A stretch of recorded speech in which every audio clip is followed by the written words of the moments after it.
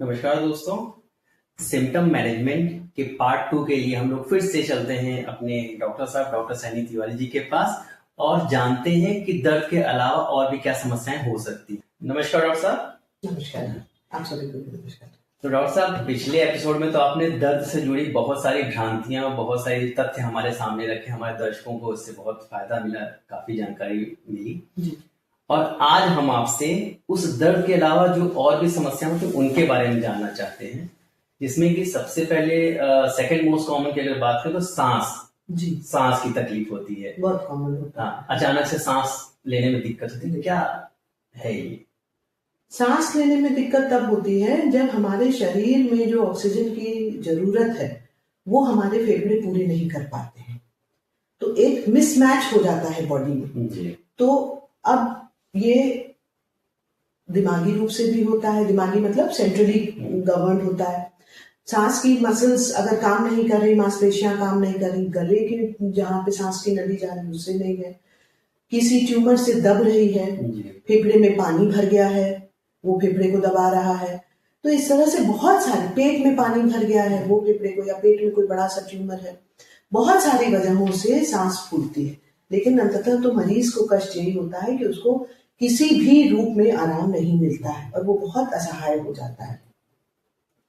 ऐसे में हम मरीज को देखते हैं कि वो उसकी पैनिक होता है, क्योंकि सांस फूलने में तो कुछ समझ में भी नहीं आ रहा है कि क्या इमोशनल और क्या स्पिरिचुअल, उसको बस लगता है सांस आ जाए मेरी। तो वो बहुत ही ऐसी स्थिति क्रिएट हो जाती है कि मरीज को किसी भी चीज से चैन नहीं आता, उसको सिर्फ सांस चाहिए, ऑक्सीजन चाहिए, और इस सब में वो एक एंजाइटी अटैक या पैनिक अटैक में कन्वर्ट हो जाता है। तो अगर ये सब समस्याएं हो रही हैं तो उसको फिर आप किस तरह से मैनेज करते हैं? जी, हम इसमें सबसे पहले मरीज को ग्रेडिंग करते हैं, फिर से उनका आकलन करते हैं। तो मॉडिफाइड रिसर्च काउंसिल की एक ग्रेडिंग है जिसमें कि हम देखते हैं कि वो थोड़ा काम करने पे होता है या मैक्सिमम बैठे बैठे भी उसकी सांस फूल रही है, 0 to 4 है, 1 to 4 है। तो इस तरह से उसकी ग्रेडिंग करते हैं और उनको सिंपल मेथड से पहले शुरू करते हैं कि हमने उनको कमरा वेंटिलेटेड दे दिया, हवा दे दी, ऑक्सीजन लगा दिया। अब ऑक्सीजन से भी नहीं हो रहा है तो दवाई लगा दी। अब दवाई से भी नहीं हो रहा है तो क्या करेंगे, उनको हम इनहेलर देते हैं, भाप देते हैं, नेबुलाइजेशन देते हैं उनको। तो इस तरह से हम उनको अलग अलग मेथड से आराम दिलाने का प्रयास करते हैं और उनके परिवारजनों को भी हम गाइड करते हैं कि कभी कभी लेटे लेटे, क्योंकि पूरा पेट दबा रहा होता है, छाती दबा रही होती है तो उसको सांस नहीं आती, तो कई बार मरीज को ऐसे मेज के ऊपर अगर बैठा देंगे तो उसको बहुत आराम मिलता है।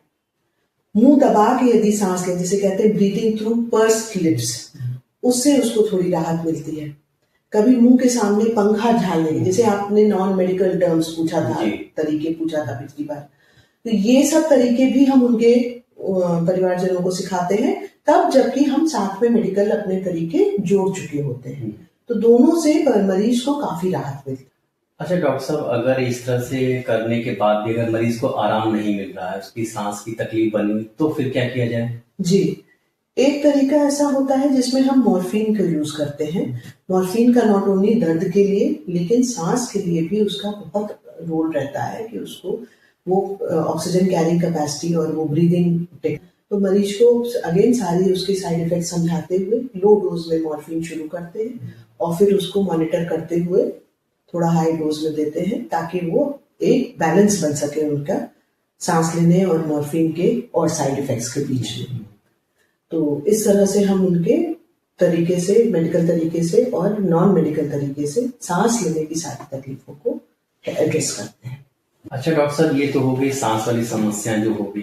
अब मरीज को पेट से भी रिलेटेड बहुत सारी समस्याएं होती हैं, कभी कब्जियत, कभी लूज मोशन, तो उसमें फिर क्या तरीके अपनाते हैं आप? जी, पेट से संबंधित समस्याएं सबसे अधिक इसलिए होती हैं क्योंकि या तो उनका जो कैंसर है या उनकी जो और नॉन कैंसर की बीमारियां हैं वो डायरेक्टली इफेक्ट करती हैं। आपकी भूख चली जाती है, आपको उल्टी लगती रहती है, आपको लूज मोशन होता है और कब्जियत हो जाती है।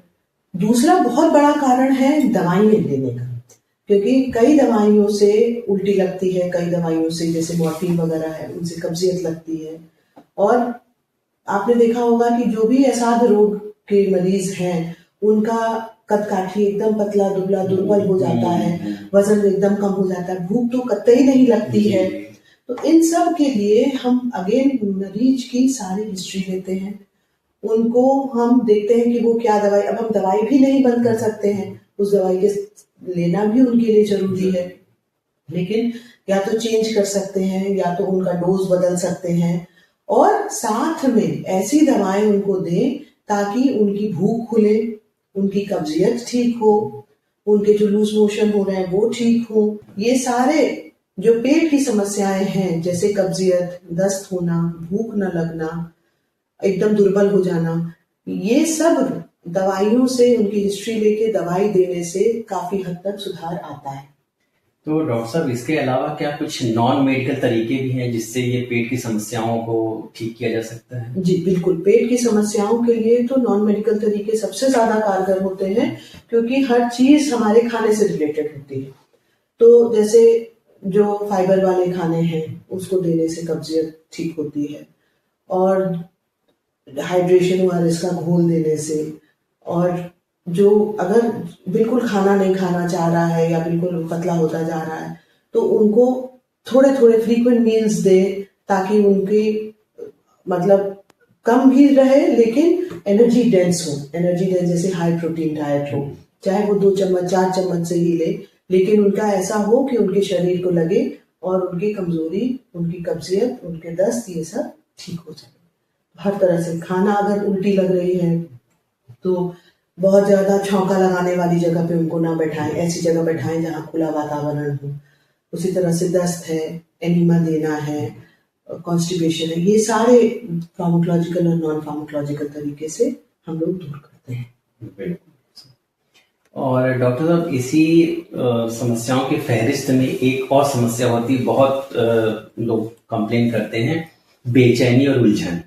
जी, जब इतने लंबे समय में दवाइयां और ये सब चलती है तो उसका आप क्या करते हैं? बेचैनी और उलझन लाजमी है क्योंकि वो आदमी इतना खुद से परेशान, अपनी दवाइयों से परेशान, अपने सोशल कॉज से परेशान, और फिर उसके बाद उसको इतने सारे साइड इफेक्ट्स हो रहे, वो बेचारा जाए तो जाएगा।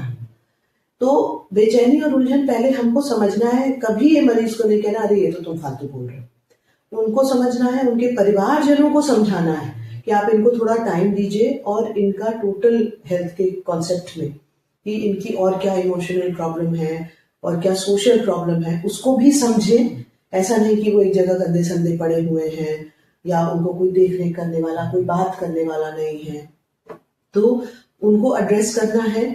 और इसमें दवाई से ज्यादा नॉन मेडिकल तरीके बहुत कारगर होते हैं। काउंसलर जाते हैं उनके पास, वो काउंसलर उनको काउंसलिंग करते हैं, घर वालों की काउंसलिंग करते हैं ताकि वो उनके साथ धैर्य न खोएं, और उनको थोड़ा सा म्यूजिक है, बच्चों के साथ बैठना बात करना, अपने परिजनों के साथ बैठना बात करना है।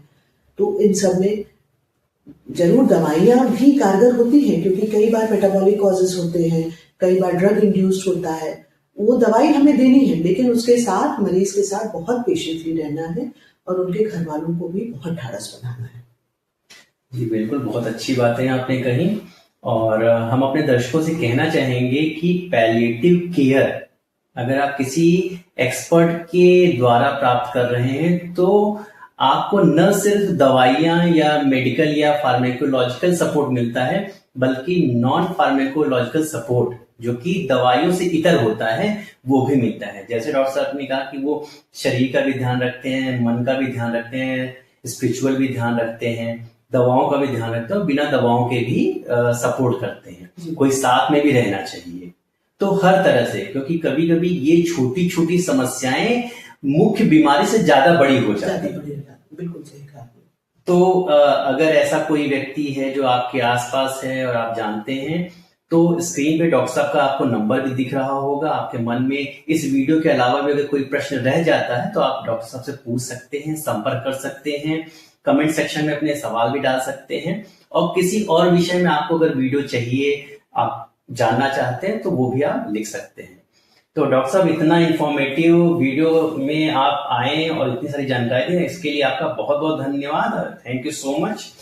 और हेल्प करते हैं कि हमारे जो इस प्रयागराज शहर के लोग हैं इस वीडियो से और आपसे उनको बहुत लाभ मिलेगा। Thank you so much once again.